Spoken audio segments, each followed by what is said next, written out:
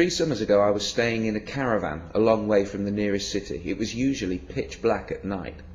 I had given my word that I would not smoke inside, so at 1 a.m. I stepped outside for a cigarette.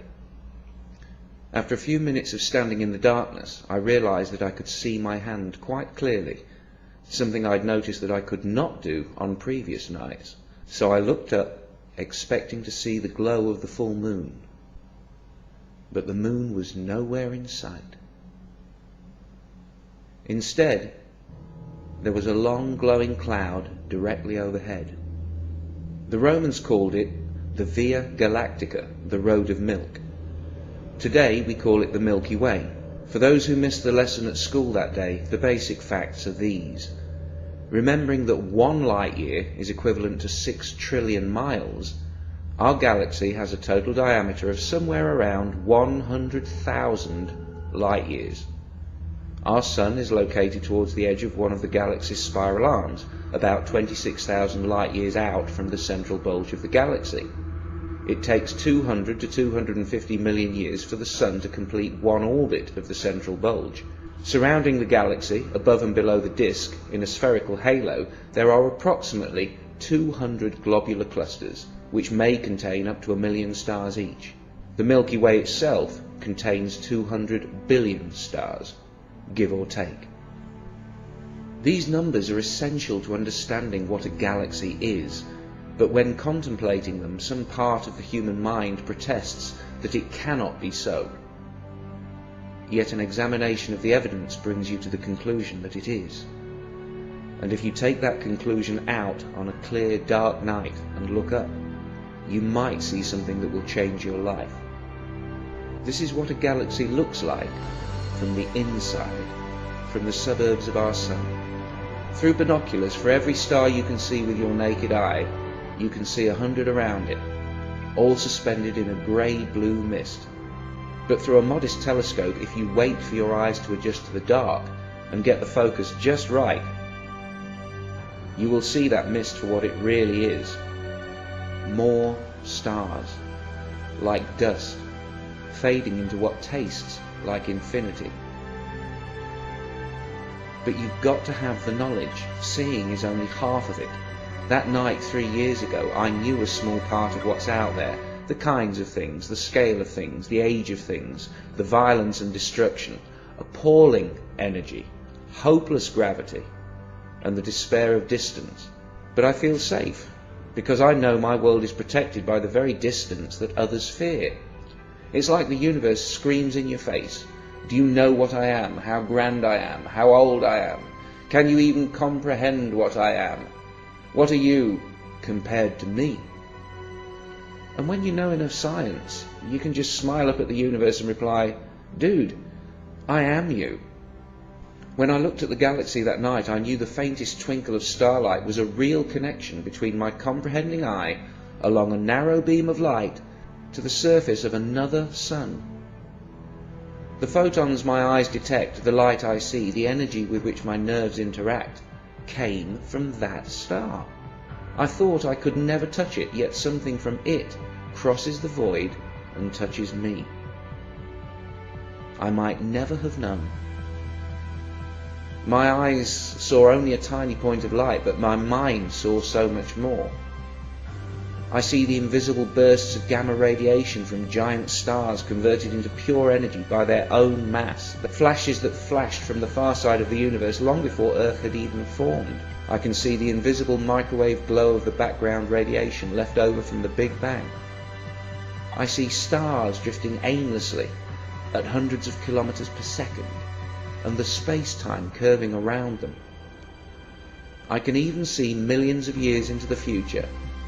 That blue twinkle will blow up one day, sterilizing any nearby solar systems in an apocalypse that makes the wrath of human gods seem pitiful by comparison. Yet it was from such destruction that I was formed. Stars must die so that I can live. I stepped out of a supernova.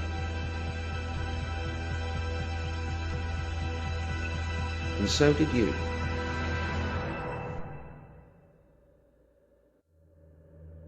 In light of this unarguable fact, this hard-earned knowledge, this partial but informative truth, what place then in the 21st century and beyond for the magical claims of organised religion? The first religions were primitive by any definition.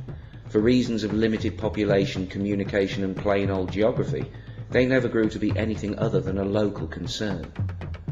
But religions mutate in time and grow in sophistication as each generation of holy men learn what works and what doesn't, what makes people obedient and what causes rebellion, what ideas people can easily escape and which will haunt them until they have to pray just to stop the nagging fear. When populations grew, due to the slow but steady growth of knowledge, as if confronted by a bumper harvest, the religions went into an arms race with each other, from gods of wind and thunder and sea. The threats, incentives and claims of power escalate until every dominant organised religion has a god that is all-powerful, all-loving, all-seeing, and words like infinity and eternity are deployed cheaply, while all other words are open to abuse until they mean exactly what the religions want them to mean. That night under the Milky Way, I, who experienced it, cannot call the experience a religious experience, for I know it was not religious in any way. I was thinking about facts and physics, trying to visualize what is, not what I would like there to be. There's no word for such experiences that come through scientific and not mystical revelation. The reason for that is that every time someone has such a mindgasm, religion steals it, simply by saying, you had a religious experience. And spiritualists will pull the same shit. And both camps get angry when an atheist like me tells you that I only ever had these experiences after rejecting everything supernatural. But I do admit that after such experiences, the moments when reality hits me like a winning lottery ticket, I often think about religion and how lucky I am that I am not religious. You want to learn something about God?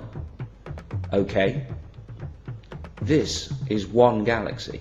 If God exists, God made this. Look at it, face it, accept it, adjust to it, because this is the truth, and it's probably not going to change very much. This is how God works. God would probably want you to look at it, to learn about it, to try to understand it. But if you can't look, if you won't even try to understand, what does that say about your religion? As Bishop Lancelot Andrewes once said, the nearer the church, the further from God. Maybe you need to run away from the mosque, away from the church, away from the priests and the imams, away from the books, to have any chance of finding God. Squeeze a fraction of a galaxy into your mind, and then you'll have a better idea of what you're looking for. To even partially comprehend the scale of a single galaxy is to almost disappear. And when you remember all the other galaxies, you shrink 100 billion times smaller still. But then you remember what you are. The same facts that made you feel so insignificant also tell you how you got here. It's like you become more real. Or maybe the universe becomes more real. You suddenly fit. You suddenly belong. You do not have to bow down. You do not have to look away. In such moments, all you have to do is remember to keep breathing. The body of a newborn baby is as old as the cosmos. The form is new and unique, but the materials are 13.7 billion years old, processed by nuclear fusion in stars, fashioned by electromagnetism. Cold words for amazing processes. And that baby was you, is you. You're amazing, not only alive, but with a mind. What fool would exchange this for every winning lottery ticket ever drawn? When I compare what scientific knowledge has done for me and what religion tried to do to me, I sometimes literally shiver. Religions tell children they might go to hell and they must believe, while science tells children they came from the stars and presents reasoning they can believe. I've told plenty of young kids about stars and atoms and galaxies and the Big Bang, and I have never seen fear in their eyes, only amazement and curiosity. They want more. Why do kids swim in it? and adults drown in it? What happens to reality between our youngest years and adulthood? Could it be that someone promised us something so beautiful that our universe seems dull, empty, even frightening by comparison? It might still be made by a creator of some kind, but religion has made it look ugly. Religion paints everything not of itself as unholy and sinful, while it beautifies and dignifies its errors, lies and bigotry, like a pig wearing the finest robes. In its efforts to stop us facing reality, religion has become the reality we cannot face. Look at what religion has made us do to ourselves and to each other. Religion stole our love and our loyalty and gave it to a book, to a telepathic father that tells his children that love means kneeling before him. Now, I'm not a parent, but I say that those kids are going to turn out messed up.